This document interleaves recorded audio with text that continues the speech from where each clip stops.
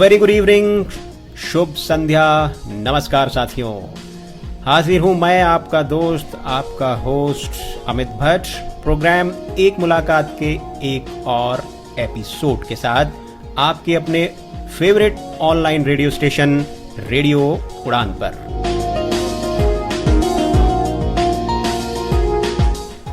दुनिया के तकरीबन 110 मुल्कों में सुनने वाले हमारे श्रोता रेडियो उड़ान से जुड़े हुए और खास तौर पर प्रोग्राम एक मुलाकात से जुड़े हुए हमारे लिसनर्स, स्वीकार करें मेरी ओर से हार्दिक अभिवादन और स्वागत आपके अपने फेवरेट प्रोग्राम, साप्ताहिक प्रोग्राम एक मुलाकात में।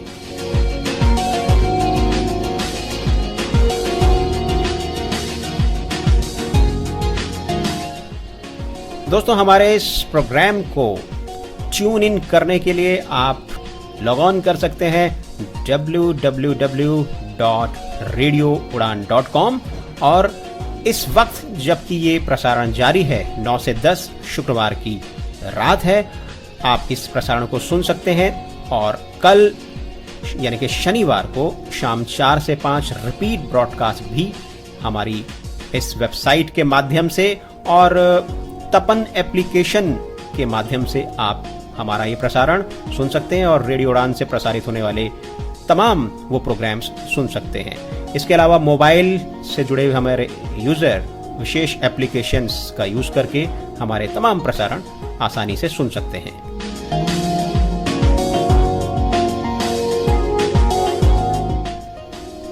दोस्तों, सफलता पाने के लिए हमें इंतजार नहीं करना पड़ता। दरअसल अगर इंसान ये सोच ले डिटर्मिनेशन के साथ, बुलंद हौसलों के साथ कि जीवन में उसे कुछ करना है, तो वहां पे उम्र दरअसल आड़े नहीं आती है।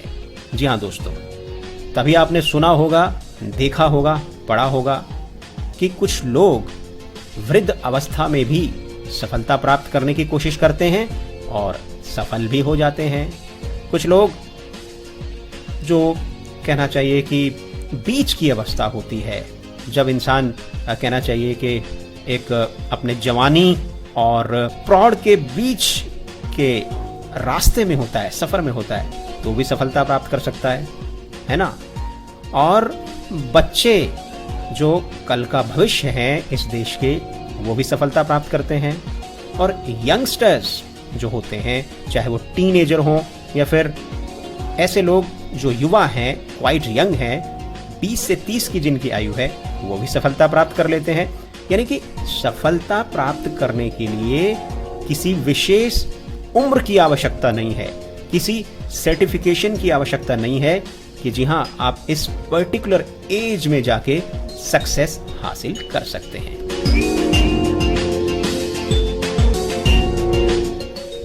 दोस्तों, आज जो यंग डायनेमिक पर्सनैलिटी प्रोग्राम एक मुलाकात में बतौर गेस्ट हमारे साथ हैं, उनका नाम है प्रतीक अग्रवाल फ्रॉम जयपुर, राजस्थान।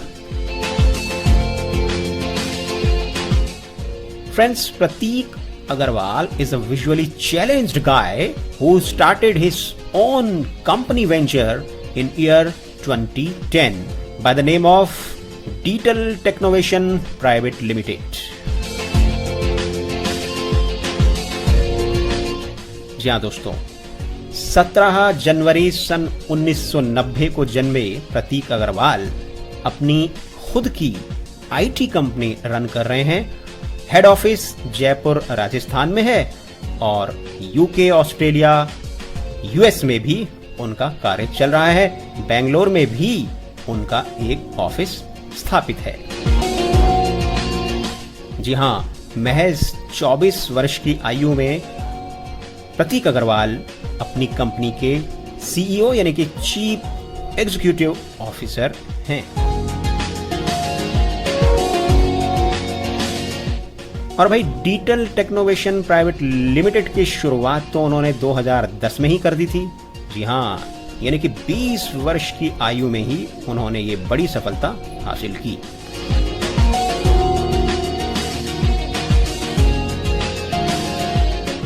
दोस्तों, प्रतीक अग्रवाल सॉफ्टवेयर इंजीनियरिंग के अतिरिक्त साइकोलॉजी ग्रेजुएट हैं और अपनी कंपनी के कार्य के अलावा वो तमाम तरह से कॉरपोरेट्स और जो दूसरी वेलफेयर ऑर्गेनाइजेशंस हैं उनसे जुड़े हुए हैं। पर्सनल स्किल्स और लाइफ स्किल्स के वो प्रोग्राम, ट्रेनिंग प्रोग्राम खास तौर पर अपनी तरफ से लोगों को प्रोवाइड करते हैं। जो दूसरे नॉन डिसेबल्ड या डिसेबल्ड लोग हैं उनको वो इस तरह की स्किल एनहांसमेंट से रिलेटेड जो ट्रेनिंग्स होती हैं वो उन्हें मुहैया कराते हैं, प्रोवाइड कराते हैं। प्रतीक अग्रवाल को अपनी बेहतरीन कारकर्दगी के कारण और जिस तरीके से उन्होंने अपनी कंपनी की स्थापना की, उसके चलते उनको राजस्थान के पूर्व गवर्नर मदन लाल खुराना की ओर से और पूर्व आईटी मिनिस्टर सचिन पायलट की ओर से खिताबों से भी नवाजा जा चुका है।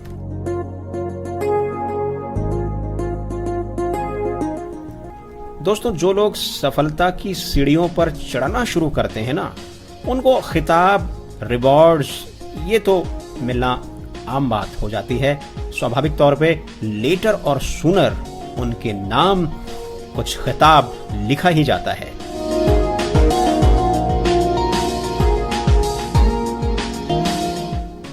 जी हाँ दोस्तों, प्रतीक अग्रवाल से हमारी एक मुलाकात बस कुछ ही पलों में। आप बने रहें रेडियो उड़ान पर प्रसारित होने वाले साप्ताहिक कार्यक्रम एक मुलाकात में अपने दोस्त अमित भट्ट के साथ।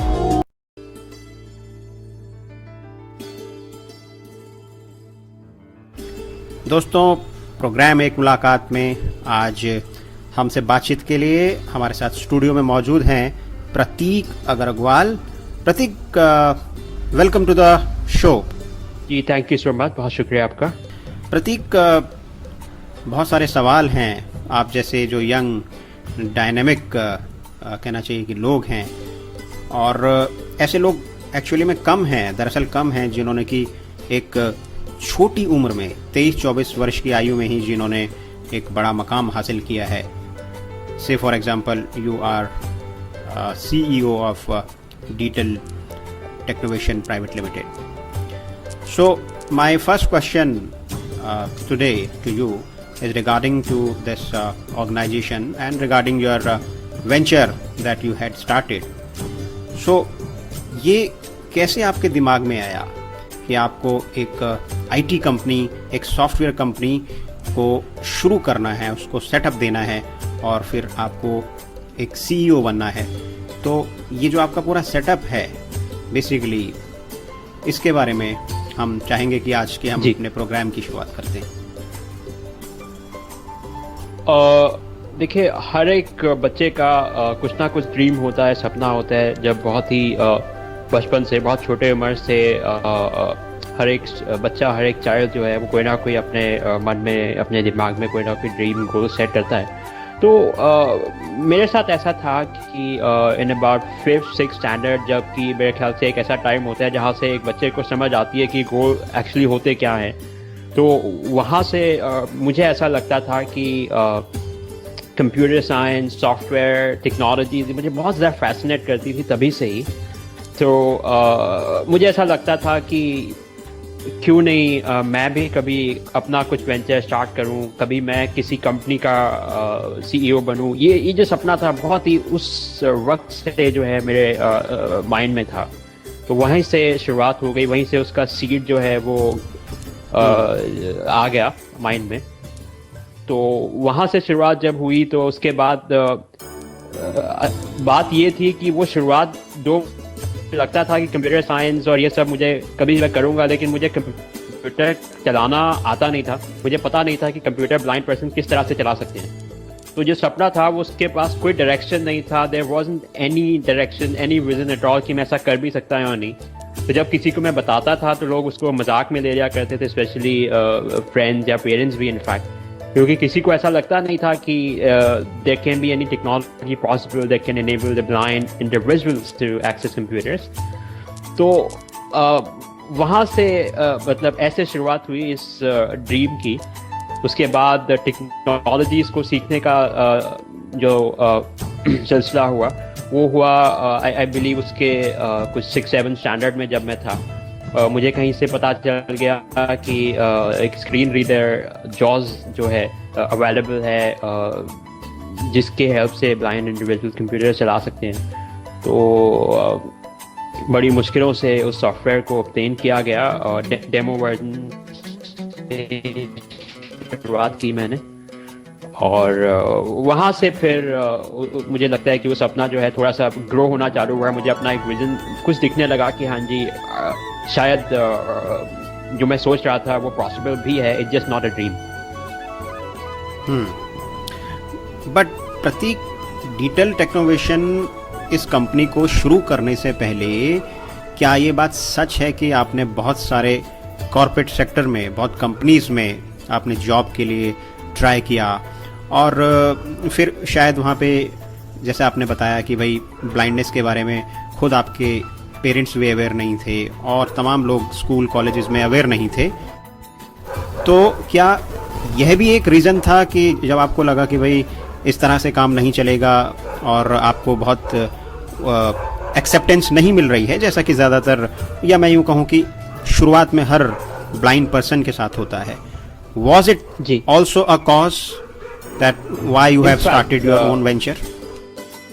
In fact, उससे भी पहले हुआ ये कि जैसा कि मैंने बताया कि दो ये एक ड्रीम था मेरे माइंड पे, लेकिन क्योंकि और कोई भी उसको सीरियसली लेता नहीं था, सबको ऐसा लगता था कि ये तो बहुत मजाक का बात है, कंप्यूटर का 2-4 बटन दबाना इज अ डिफरेंट थिंग, और एक कंपनी स्टार्ट करने के बारे में सोचना तो रियली नॉट समथिंग पॉसिबल, और सब लोग डिस्करेज ही करते थे। तो वो इतना डिस्करेज होते होते एक तो ऐसा हुआ कि मुझे अपने आप को, जो मुझे डिटर्मिनेशन था लेकिन मुझे लगता नहीं था कि पता नहीं ये कुछ कभी होगा या नहीं, तो एक तो उस प्रोसेस में मैंने पहले इंजीनियरिंग विद कंप्यूटर साइंस अपना स्टडीज़ किया, जहाँ से स्ट्रगल मुझे लगता है कि मुझे लगा कि जहाँ से फाइट करना मैंने सीखा कि किस तरह से अपने परसिवियरेंस के थ्रू लोगों को समझाना है, लोगों को बताना है। जैसा कि इंजीनियरिंग के लिए जब एंट्रेंस टेस्ट हुआ तो I have been amongst the meritorious, लेकिन उसके बाद भी जब इंटरव्यू में मैं गया तो किसी को भी ये कन्वेक्शन नहीं था, सब ने ये बोल दिया कि we can not let you in our college और यूनिवर्सिटीज़। तो वहाँ से वो जो फाइट शुरू हुआ, बड़ी मुश्किल से बहुत सारे एग्जाम्पल्स और डिमॉन्स्ट्रेशंस और कन्वर्सेशंस के दौर जो हुए कॉलेज एडमिनिस्ट्रेशंस के साथ में, तो वहाँ से मुझे समझ आया एक तो कि ये ब्लाइंडनेस है, इसको किस तरह से जो है ना लोग एक्सेप्ट नहीं करते। और उसके बाद ये हुआ कि मेरा पहले सोचता ये था कि क्योंकि मुझे कोई एक्सपीरियंस नहीं है, और बात यह है कि शायद मुझे किसी कंपनीज में काम करना चाहिए, एक्सपीरियंस गेन करना चाहिए, ताकि मैं ये जो ड्रीम है इसके बारे में शायद आगे कभी सोच सकूं।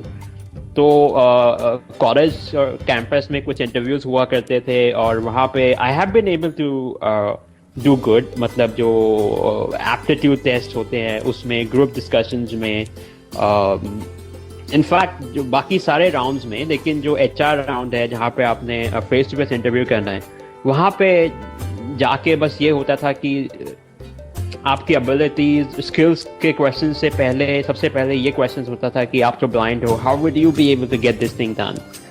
और मुझे हमेशा ये लगता था कि बॉस ये तो स्किल्स का बात है, पहले स्किल्स का क्वेश्चन होना चाहिए। अगर मैं यहाँ पर हूँ, एक इंजीनियरिंग कॉलेज में मैं पढ़ रहा हूँ, अच्छा परफॉर्म कर रहा हूँ, तो पहले ये बात होनी चाहिए कि मैंने वो स्किल्स कैसे ऑब्टेन किया है। और अनफॉर्चुनेटली होता ये था कि कुछ लोग तो बता देते थे कि क्योंकि आप ब्लाइंड हो, we wouldn't be able to take you in our company, और कुछ लोग बताते नहीं थे, डिप्लोमेटिक आंसर्स देते थे ना कि हाँ जी आपका हुआ नहीं है। But I know the reasons, because क्योंकि मैं अच्छे स्कोर्स पाता था अपने एप्टीट्यूड टेस्ट, ग्रुप डिस्कशंस और इंटरव्यूज में भी जो क्वेश्चंस पूछे जाते थे, मुझे लगता था कि मैंने उनके जवाब ठीक ठीक दिए हैं, लेकिन ये ब्लाइंडनेस की वजह से कुछ बड़ी बड़े कंपनीज ने भी रिजेक्ट कर दिया। तो जब ऐसा हुआ तो ये इतनी बार हुआ कि एट वन डे मुझे लगा कि टेबल के इस साइड में खड़े होने से शायद कुछ बात बन नहीं रही है, तो ऐसा होना चाहिए कि अब मैं that side of the table बैठ के और कुछ लोगों के इंटरव्यूज लूँ, खुद मैं एक कंपनी को स्टार्ट करूँ, जो मेरा सपना एक पीछे मैंने छोड़ दिया था कुछ टाइम के लिए। मुझे लगा कि this is the time, this is the only time I should start this. तो इस तरह से फिर उसका रजिस्ट्रेशन वगैरह का प्रोसेस स्टार्ट हुआ उस स्टॉक के साथ में। जी प्रतीक, एक बहुत ही प्रबल उदाहरण है जो आपने दिया। It's a great example. कभी कभी, और ये मैं अपने लिसनर्स के साथ शेयर करना चाहूँगा कि कभी कभी लाइफ में या बहुत बार हमको बहुत सारे लोग डिस्करेज भी करते हैं, डिस्करेजमेंट मिलती हैं। कई बार खुद भी हम जब कोई काम करते हैं, सफलता नहीं मिलती तो थोड़ा सा निराशा हाथ लगती है, डिस्करेजमेंट। लेकिन अगर आप सेल्फ मोटिवेटेड हैं या सेल्फ इनकरेज्ड मैं कहूँगा कि अगर हैं, तो फिर आपको किसी भी तरह से मैं ये कहूँगा कि कोई भी डिस्करेजमेंट क्यों ना हो, वो आपको रोक नहीं सकती आपको सफलता प्राप्त करने से। और जो कि आपने किया, इधर उधर आपको रिजेक्शन मिला, but now what you have started and what you are doing, that I mean all the people are aware and they all are listening. तो ये एक मैं ऐसा सोचता हूँ कि इनफैक्ट आपकी जितनी भी नेगेटिविटीज है, और this is probably apart from the discussion, लेकिन क्योंकि आपने इस बात को बोला, मुझे ऐसा लगता है कि जब जितनी भी नेगेटिविटीज हैं, नेगेटिव आपकी चीजें हैं, चाहे आपका गुस्सा हो या आपके डिसअपॉइंटमेंट्स हो, उनको अगर आप पॉजिटिव डायरेक्ट कर सकोगे ना, तो उसका जो रिजल्ट है वो इतना अच्छा होगा। आप देखें कि जिस चीज़ से आप बहुत ज़्यादा परेशान, बहुत ज़्यादा डिसअपॉइंटेड है, अगर आप ये सोचते हैं कि मुझे इससे जो है ना पार पाना है, तो वो डिटर्मिनेशन जो है वो इतना स्ट्रांग होता है ना कि आपको कोई कितना भी डिस्करेज कर ले, आप वहाँ से ही एक that is the only way जो आपको अपने रिजल्ट्स तक, कॉन्सिक्वेंसेस तक पहुँचा सकता है। जी बिल्कुल, रिजेक्शन पे लाइफ नहीं रोका करती है, और अगर आपको कहीं रिजेक्ट किया जाता है तो there are so many gates, there are so many ways where you can be accepted and well accepted. So this is wonderful. Prateek, आपके इस कंपनी के बारे में, डिटेल टेक्नोवेशन प्राइवेट लिमिटेड के बारे में मैं ज़रा श्रोताओं की जानकारी के लिए डिटेल में, विस्तार में जानना चाहूँगा। कहाँ कहाँ इसकी ब्रांचेज़ हैं और किस तरह से आप यहाँ काम करते हैं, कितने एम्प्लॉयज़ हैं, ये सारी डिटेल्स मैं अपने श्रोताओं के लिए आपकी ज़ुबानी जानना चाहूँगा। जी, उससे भी पहले मैं ये बता दूँगा कि किस तरह से ये डिजिटल ट्यूशन जब स्टार्ट हुआ था, तो एक घर बहुत छोटे कमरे में, इनफैक्ट क्योंकि इन्वेस्टमेंट के लिए मेरे पास पैसा नहीं था, उससे पहले साथ साथ में, इंजीनियरिंग के साथ साथ में मैं कुछ फ्रीलांसिंग करता था। कुछ एज अ फ्रीलांसर मैं कुछ असाइनमेंट, कुछ डेवलपमेंट और टेक्निकल राइटिंग जैसे असाइनमेंट्स करता था। तो उससे जो कुछ पैसा इकट्ठा हो गया, उसको यूज़ करके मैंने रजिस्ट्रेशन किया, और जो थोड़ा कंप्यूटर और रिसोर्सेज ज़रूरी होते हैं, एक कमरे में एक एम्प्लॉय और मैं, बस 2 लोगों से ये कंपनी स्टार्ट किया। और उसमें भी वैसा होता था कि क्योंकि इंटरनेशनल कॉन्टैक्ट्स इतने उस वक्त तक हुआ नहीं करते थे मेरे, तो door to door, local market में door to door, shop to shop जाके लोगों से मैं पूछता था। मुझे याद है कि गर्मियों में भी कुछ 5-6 घंटे धूप में भी मैं डोर टू डोर जाके लोगों से कैंपेनिंग करता था, पूछता था कि अगर आपको कुछ रिक्वायरमेंट होगा तो we shall be able to do that. उस तरह से असाइनमेंट मिलना स्टार्ट हुए। फिर ये 2 एम्प्लॉयज़ से 4-6 ऐसा बढ़ते चले गए। अभी कंपनी के मल्टीपल ऑफिसेज हैं। जयपुर में हेड ऑफिस है, उसके अलावा we having a training and education wing in Udaipur. उसके अलावा हैदराबाद में रीजनल ऑफिस है, बेंगलोर में हमारा एक मार्केटिंग डिवीज़न है, और इसके अलावा यूएस और ऑस्ट्रेलिया में इसका प्रेजेंस है। इस तरह से कंपनी अभी मोर देन 35 लोगों को एम्प्लॉय कर रहे हैं। अभी इस तरह से है। ये स्टार्ट हुआ था 2010 में, तो कुछ 4 साल में कुछ इस तरह से कंपनी ने परफॉर्म किया है। जी, इस कंपनी के बारे में हम कुछ और आपसे बातचीत करेंगे कार्यक्रम के दौरान, लेकिन आइए प्रतीक, इस बातचीत को आगे बढ़ाते हुए आपके बचपन के बारे में, आपके चाइल्डहुड के बारे में थोड़ा जानना चाहूँगा। कैसे बीता आपका बचपन, और ये जो ब्लाइंडनेस की एक चुनौती है इसके बारे में मैं जानना चाहूँगा। देखिए, ब्लाइंड तो मुझे बाय बर्थ मिल गई। बाय बर्थ ही मैं मुझे रेटिनल डिजीज़ की वजह से ब्लाइंडनेस था। तो ब्लाइंडनेस जो है वो टोटल विजन लॉस था, 100% vision loss from the birth. बचपन की अगर बात करें तो it's been a fabulous childhood. मुझे लगता है कि I have been one of the very very fortunate persons जिनका चाइल्डहुड बहुत अच्छा गया। मेरे पेरेंट्स ने कभी भी कोई डिफ्रेंसिएशन नहीं किया मुझ में और मेरे सिबलिंग में। बहुत नॉर्मल और बहुत ही अच्छा बचपन मेरा था।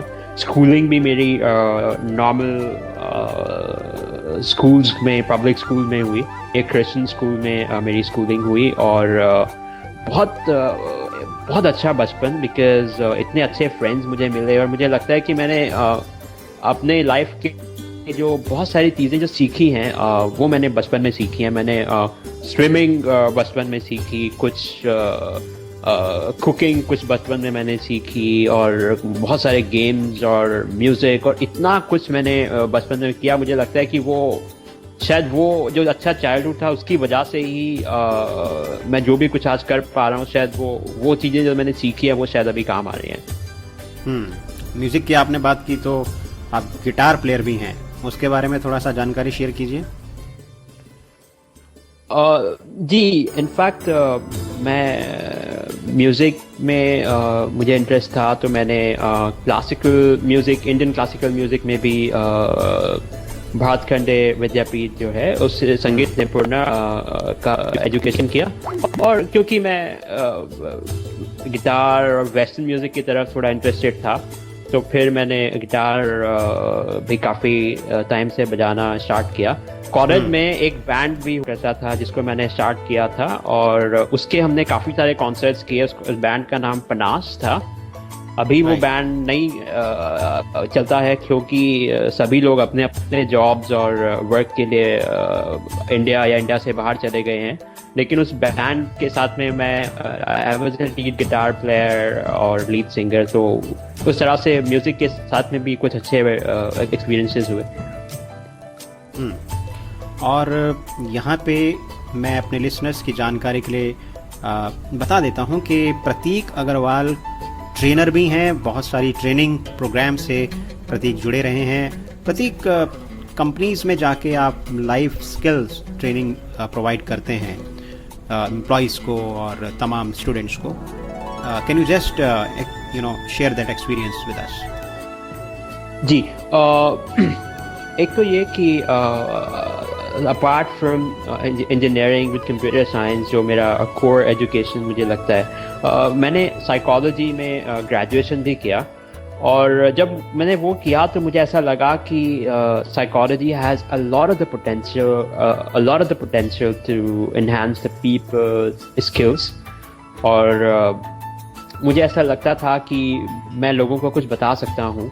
तो कुछ 2 साल हो गया कि मैंने स्टार्ट किए हैं कुछ ट्रेनिंग एंड एजुकेशन प्रोग्राम्स, कुछ ट्रेनिंग सेशंस, जिसमें कॉर्पोरेट के लिए और कॉलेजेस के लिए मैं ट्रेनिंग सेशंस जो हैं वो कंडक्ट करता हूँ, जिसमें पर्सनालिटी डेवलपमेंट, लाइफ स्किल्स जैसे कि public speaking and communication, time management, stress management, anger management, इस तरह के अलग अलग मॉड्यूल्स हैं जिसमें साइकोलॉजिकल कंसेप्ट्स भी इन्वॉल्व हैं, और डेली लिविंग से रिलेटेड एक्सरसाइजेज और लोगों के हेजिटेशन रिमूवल के अलग अलग मेथड्स को मिला के साइंटिफिक तरीके से कोशिश मैं करता हूँ कि लोगों को अलग अलग तरह की ट्रेनिंग प्रोवाइड करें। इसमें सक्सेस भी मुझे अच्छी सक्सेस भी मिली in terms of a lot of the people have been able to join the programs. एक सीरीज़ मैंने जो कि किया, और कोशिश करता हूँ कि अभी 2 साल से वो सीरीज़ किया है, शायद नेक्स्ट ईयर भी होगा।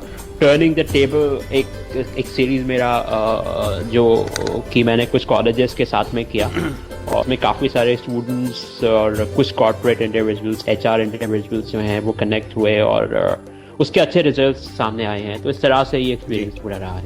और दोस्तों, ब्रेक के उस पार जब हम मिलेंगे तो जानेंगे कि प्रतीक अग्रवाल किस प्रकार से कुछ वेलफेयर ऑर्गेनाइजेशन से भी जुड़े हुए हैं। आप बने रहें प्रोग्राम एक मुलाकात में। मिलते हैं इस ब्रेक के बाद।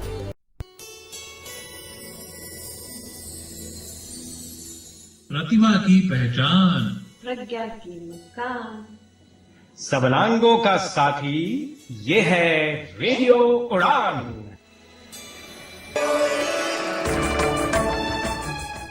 रेडियो उड़ान के प्रोग्राम्स की जानकारी के लिए, शोज में पार्टिसिपेट करने के लिए, किसी भी शो को फीडबैक देने के लिए, आर्काइव रिक्वेस्ट करने के लिए, आरजे बनने के लिए और अपने फेवरेट आरजेस की प्रोफाइल्स पढ़ने के लिए लॉग ऑन करें www.radioudan.com। स्काइप आईडी रेडियो उड़ान, ईमेल mail@radioudan.com। रेडियो उड़ान, अ फ्लाइट ऑफ लाइफ।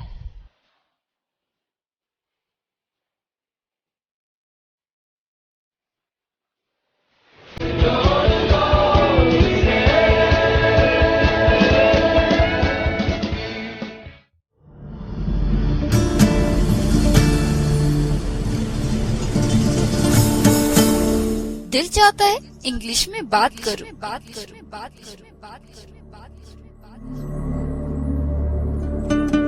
दिल ये भी चाहता है कि हर इंग्लिश कॉन्वर्सेशन, डिस्कशन और डिबेट में बढ़ चढ़कर हिस्सा लूं। पर दिमाग क्या कहता है? अरे कैसे दोगी जवाब इंग्लिश में? क्या रख पाओगे अपनी बात इंग्लिश में? क्या हम समझ भी पाएंगे इंग्लिश में क्या चल रही है बात? वेल दोस्तों, अगर आप भी परेशान हैं ऐसे ही सवालों से, तो अब डरने की कोई जरूरत नहीं रही, क्योंकि रेडियो उड़ान ले आया है एक शो इंग्लिश पे, जिसका नाम है mystery of 26 with RJ Divya Sharma. Every Monday 9 to 10 PM and repeat every Tuesday 4 to 5 PM। तो रेडी हो जाइए इंग्लिश सीखने के लिए रेडियो उड़ान पे।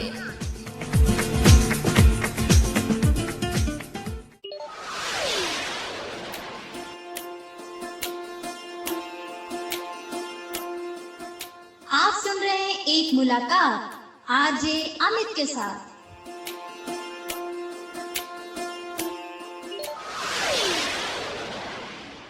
प्रतीक, आप बहुत सारी वेलफेयर ऑर्गेनाइजेशंस के साथ जुड़े हुए हैं, खास तौर पर जो विजुअली इम्पेयर्ड के लिए काम कर रही हैं, जैसे कि राजस्थान नेत्रहीन कल्याण संघ। तो इस संस्था के साथ आपका कैसे जुड़ा हुआ और किन गतिविधियों में आप यहाँ संलग्न हैं? देखिए जी, ऐसा हुआ कि मैंने अपना जो ब्रेल एजुकेशन था और दूसरा जो डेली लिविंग का एजुकेशन था, वो मैंने इस ऑर्गेनाइजेशन के थ्रू अपना गेन किया। तो वहाँ से जो कनेक्शन हुआ, तो जब मुझे लगा कि मैं कंप्यूटर फील्ड में अपना कुछ काम कर रहा हूँ, इंजीनियरिंग जब मैंने किया, तो उसके आसपास तक मैंने ये देखा कि राजस्थान में there are no many such institutes available that are providing professional education to visually impaired persons। तो जब ऐसा था कि राजस्थान में इस तरह का एजुकेशन, स्पेशली कंप्यूटर ट्रेनिंग से रिलेटेड एजुकेशन का जो फैसिलिटीज़ हैं वो इतना ज़्यादा अवेलेबल नहीं है, तो इस ऑर्गेनाइजेशन के साथ में एक कोऑर्डिनेशन हुआ और हमने कोशिश किया कि यहाँ पे कंप्यूटर एजुकेशन के लिए एक सेंटर जो है ना वो उनके साथ में मिलकर ओपन किया जाए। तो उस तरह से तो राजस्थान नेत्रहीन कल्याण संघ के साथ में मेरा जुड़ना हुआ। इसके अलावा भी I keep my involvement with certain organisations, जिसके अंदर किसके स्पेसिफिक नाम तो नहीं, लेकिन मेरी कोशिश ये होती है कि जहाँ भी ऐसा हो कि कोई भी मेरा हेल्प जो है वो किसी कॉज के लिए इम्पोर्टेंट हो, कहीं किसी भी जगह पर मेरे हेल्प से बेनिफिट अगर मिल जाए for the cause, for the community at large, तो तो मैं कोशिश करता हूँ कि वहाँ पर मैं अवेलेबल रहूँ और जो कुछ भी पॉसिबल है मैं वो अपनी तरह से उसको करूँ to help the cause, to help the community at wider. जी प्रतीक, आप बीइंग अ विजुअली इम्पेयर्ड स्वयं इस चैलेंज को फेस कर चुके हैं कि भाई ख़ास तौर पे कॉर्पोरेट सेक्टर में और प्राइवेट सेक्टर में एम्प्लॉयमेंट में बहुत चैलेंजेस आते हैं और अभी भी इतनी ज़्यादा एक्सेप्टेंस नहीं है। People are not easily accepting the candidates with blindness and in particular to blindness and in general the entire person with other disabilities. Well, जी being a visually impaired, अब आप एक कंपनी के ऑनर हैं, you are running the organization. Do you think any possibility can be explored for the people with vision impairment who are the potential candidates? कोई संभावनाएं बन सकती हैं आपकी ऑर्गेनाइजेशन में आने वाले समय में, क्योंकि आपकी ऑर्गेनाइजेशन डिजिटल टेक्नोवेशन अब धीरे धीरे ग्रो कर रही है और आई विश कि ये काफ़ी ग्रो करेगी आगे चल के। तो एक संभावनाएं आपको लगता है कि आप हायर कर सकते हैं पीपल विद ब्लाइंडनेस को इन फ्यूचर? देखिए इन टर्म्स ऑफ करंट सिचुएशन अभी तो ऐसा है कि मेरे अलावा कंपनी में भी there is no other person with disabilities employed at the moment, लेकिन डेफिनेटली देयर आर पॉसिबिलिटीज। एक चीज़ जिस पे I am very much seriously working वो ये कि मेरा ऐसा सोचना है कि बहुत सारे लोग specially those with visual impairment बहुत बार एक्सेसिबिलिटी चैलेंजेस, मोबिलिटी चैलेंजेस और ऐसे बहुत सारे चैलेंजेस हैं। And the world of internet, क्योंकि हम टेक्नोलॉजीज और इंटरनेट मार्केटिंग और ऐसे सेक्टर्स में डील करते हैं, तो the world of internet is actually open for a lot of the people, not just visually impaired but a lot of those people who wish to work from home. तो वो opportunities मुझे लगता है कि अभी ज़्यादा एक्सप्लोर नहीं हुई है for the person with disabilities, जिसको मैं एक्सप्लोर करने की कोशिश कर रहा हूँ। और मुझे लगता है कि this can be a boon for the people, specially girls और बहुत सारे ऐसे लोग जिनको मोबिलिटी से रिलेटेड, एक्सेसिबिलिटी से रिलेटेड चैलेंजेस हैं। अगर वो अपने घर में बैठ के कंफर्ट ऑफ द होम अपने बैठ के और अपने डेली लिविंग के लिए कुछ अर्निंग कर लें, कुछ अपना प्रोफेशनल एबिलिटीज जो उनके पास हैं उनका यूज करके, अपने टैलेंट को यूज करके उन जॉब्स को कर लें, तो इस तरह के पॉसिबिलिटीज मैं देख रहा हूँ, जिसमें स्पेशली जो लोग राइटिंग से रिलेटेड, कंटेंट डेवलपमेंट, राइटिंग से रिलेटेड काम कर रहे हैं, उनके लिए जो लोग थोड़ा सा वेब डिज़ाइनिंग, कोडिंग जानते हैं, specially languages like .NET, PHP, उनके लिए, और इसके अलावा कुछ और लोग जो कि सर्च इंजन ऑप्टिमाइजेशन और ऐसे अलग अलग टेक्नोलॉजीज और टर्म्स में इंटरेस्टेड हैं, उनके लिए नियर फ्यूचर आई बिलीव कि मैं बहुत I am working my level best कि in the months to come कुछ पॉसिबिलिटीज निकले और सब साथ मिलके पूरी कम्युनिटी भी ग्रो करे, कंपनी भी ग्रो करे।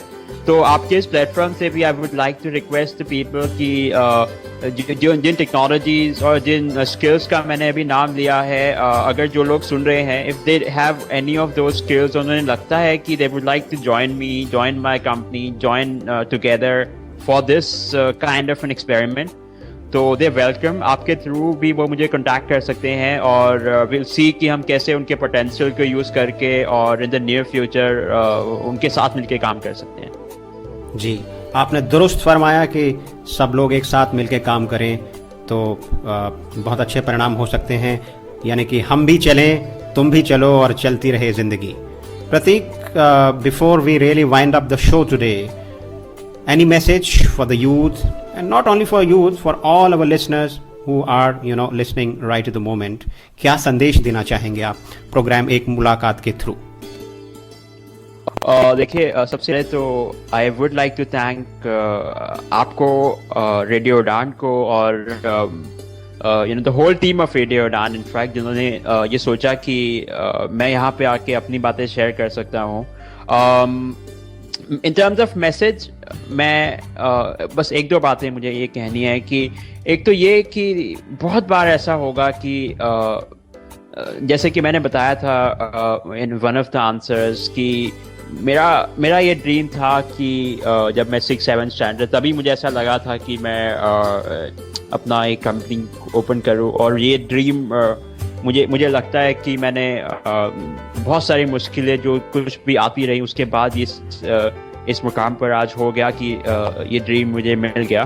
तो मुझे ऐसा लगता है कि बहुत सारे लोग हैं जो कि बहुत सारे अच्छे काम कर रहे हैं, मुझसे भी ज़्यादा अच्छे काम कर रहे हैं, लेकिन कुछ लोग ऐसे भी हैं जो थोड़ा सा डिस्करेज हो जाते हैं सोशली, जिस तरह से लोग उनको डिस्करेज कर रहे होते हैं, वो may be lack of resources एक बात है, लेकिन फिर भी मुझे लगता है कि लोग जितना भी आपको डिस्करेज करने का कोशिश करेंगे, अपना डिटर्मिनेशन अगर आपके पास है, स्पेशली ऐसे कि अगर आप अपने डिस्करेजमेंट को भी एक पॉजिटिव स्ट्रेंथ बना सकते हो, अपने एंगर को भी एक पॉजिटिव स्ट्रेंथ बना सकते हो, तो आई बिलीव कि दिस इज क्वाइट पॉसिबल कि आप अपने उन गोल्स तक बिल्कुल आसानी से या थोड़ी सी मुश्किल के बाद से पहुंच जाओ। तो ये मैं बोलता हूँ, आज मुझे ऐसा लगता है कि while a lot of the people are working very nice, this is not about blind persons in general, लेकिन the patience जो है especially youth में at large around the world, उसके अंदर कुछ कमी आई है। जैसा कि हम पहले के लोगों के बारे में पढ़ते हैं, तो मुझे लगता है कि specially to the visually impaired वो अपना कंसंट्रेशन, डिटर्मिनेशन अगर लूज नहीं करेंगे तो बहुत अच्छा अचीव कर सकते हैं। और इसके अलावा बस मैं आपके इस प्लेटफॉर्म से उन लोगों को भी बहुत ज़्यादा थैंक यू एक बार फिर, मैं जहाँ भी कोशिश करता हूँ कि जहाँ भी मुझे मौका मिला है, I would like to thank a lot of those people जिन्होंने मुझे मेंटर किया है, जो कुछ भी whatever that I am able to do at the moment, वो बहुत सारे लोगों का इंस्पिरेशन है, बहुत सारे लोगों का गुड विशेस है। A lot of the people have really mentored me so very much। मेरे सारे जितने भी छोटे skills मेरे पास available है उन सब के लिए, तो I would like to thank all of them from this platform। और बस यही मेरा मैसेज है। और एक शेर से मैं अपनी जो बात है डिटर्मिनेशन की, क्योंकि बात चल रही है, तो एक शेर से अपनी बात को यहाँ पे ख़त्म करता हूँ कि स्वागत है। कि दीदार की तलब हो तो नजरें जमाए रख गालिब, दीदार की तलब हो तो नजरें जमाए रख गालिब, पर्दा हो या नकाब सरकता ज़रूर है। क्या बात, थैंक यू। बहुत अच्छे और पॉजिटिव नोट के साथ, शेर व शायरी के साथ हम आज की इस मुलाकात को यहीं समाप्त करते हैं। मुलाकातों का सिलसिला जारी रहेगा। Prateek, it was indeed wonderful talking to you. Thank you for joining us in the program Ek Mulaqat, and thank you for talking to us. Thank you so much. Thank you so much indeed.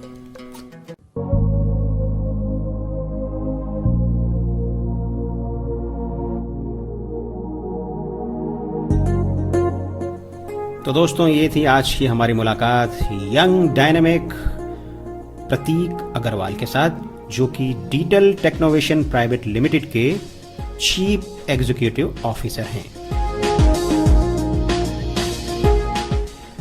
भाई श्रोताओं, आज हम आपको एक number बताने जा रहे हैं। मैं आपको अपना कहना चाहिए कि एक तरह से पर्सनल नंबर देने जा रहा हूं, जिसमें कि आप मुझसे सीधे टेलीफोन के माध्यम से या मोबाइल फोन के माध्यम से बातचीत कर सकते हैं।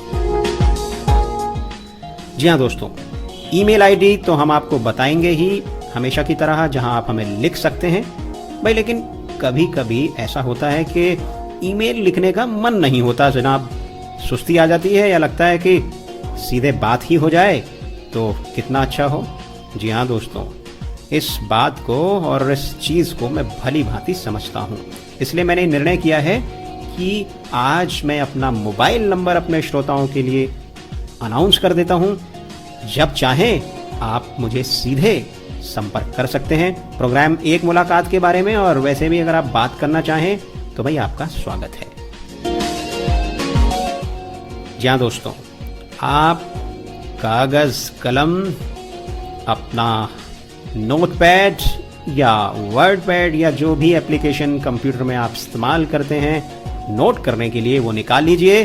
या अपने मोबाइल फोन की कॉन्टैक्ट बुक, एड्रेस बुक खोल लीजिए जनाब, क्योंकि मैं आपको मोबाइल नंबर बताने जा रहा हूं। चलिए, जब तक कि आप मोबाइल नंबर लिखने के लिए तैयार हों, www.radioudan.com ये है हमारी वेबसाइट।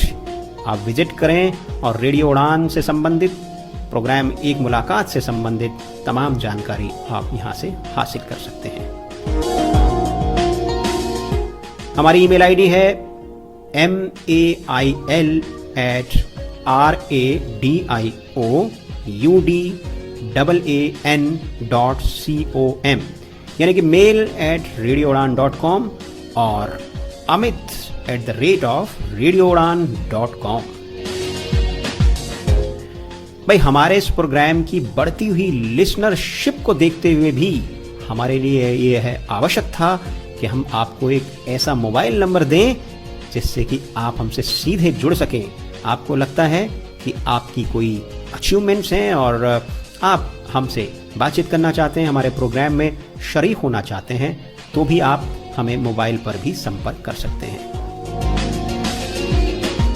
चलिए जनाब, अब आपको काफी वक्त दे दिया गया है। आशा करता हूं कि आप लोग तैयार होंगे। नंबर नोट कीजिए, 9560175887। अगर आपने अभी भी नहीं नोट किया है जनाब, तो मैं फिर आपके लिए रिपीट कर देता हूं ये मोबाइल नंबर।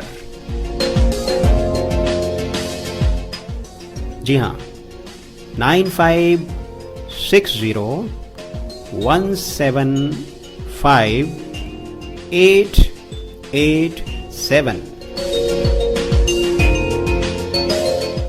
हमारे हिंदी के श्रोता नंबर नोट करें, 9560175887। दिल्ली से बाहर के श्रोता इस नंबर से पहले 0 लगाना न भूलें।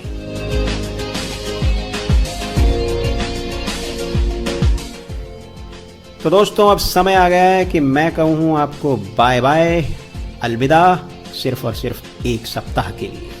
ख्याल रखिए अपना, और हाँ, मुझे लिखना और मुझसे मोबाइल पे बात करना न भूलें।